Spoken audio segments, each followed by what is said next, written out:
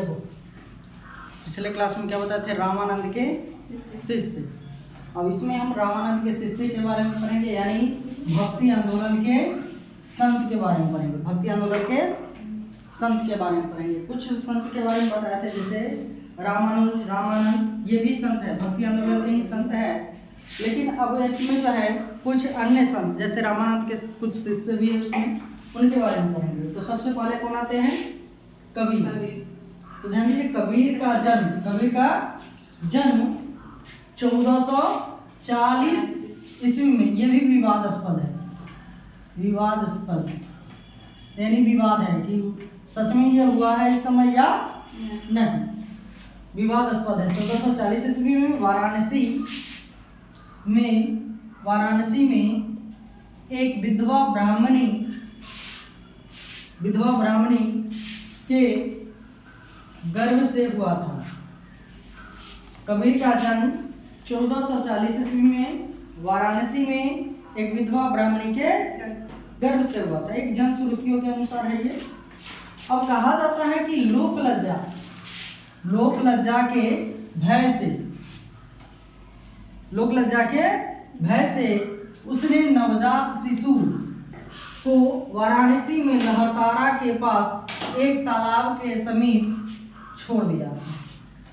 ऐसा कहा जाता है कि कबीर का जन्म जो एक विधवा ब्राह्मणी के गर्भ से हुआ था, और वो लोक लज्जा के भय से, लाज से जिसको हम कह सकते हैं, वो क्या की, वो जो लहरतारा के पास एक तालाब के समीप छोड़ दिया।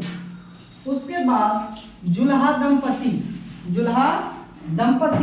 नीमा तथा नीरू, नीमा और उसकी पत्नी नीमा तथा नीरू इस शिशु को अपने घर ले आए। इस बच्चे को क्या किए? घर ले आए। इसका पालन पोषण किया।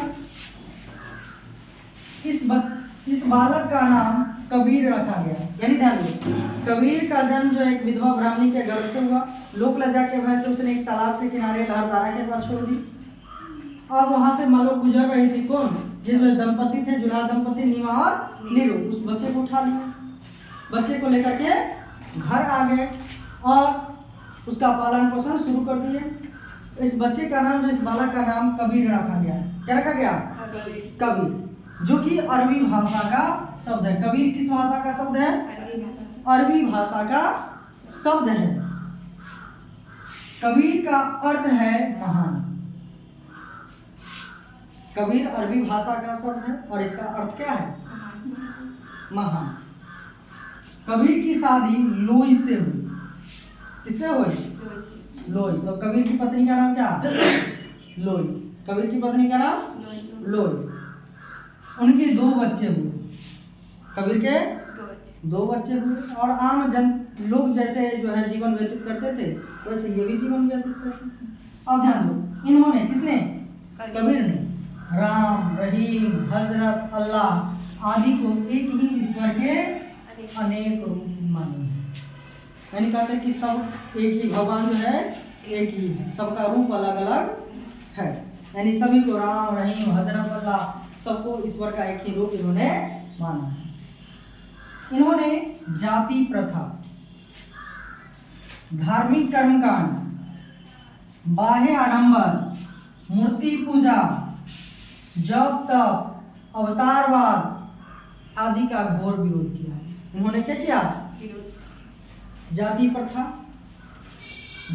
मतलब जातियों में बटा हुआ। धार्मिक कर्मकांड, पूजा पाठ ना, ये सबका विरोध किया। बाह्य आडंबर, दिखावा को विरोध किया। मूर्ति पूजा का विरोध किया। अवतारवाद का विरोध किया। और ये जो है ब्रह्मा के निराकार रूप को मानते थे। ब्रह्मा के निराकार रूप को मानते थे। यानी भगवान का, इन्होंने कहा कि भगवान का कोई आकार नहीं होता है। भगवान के निराकार को ये पूछते थे, ब्रह्मा के निराकार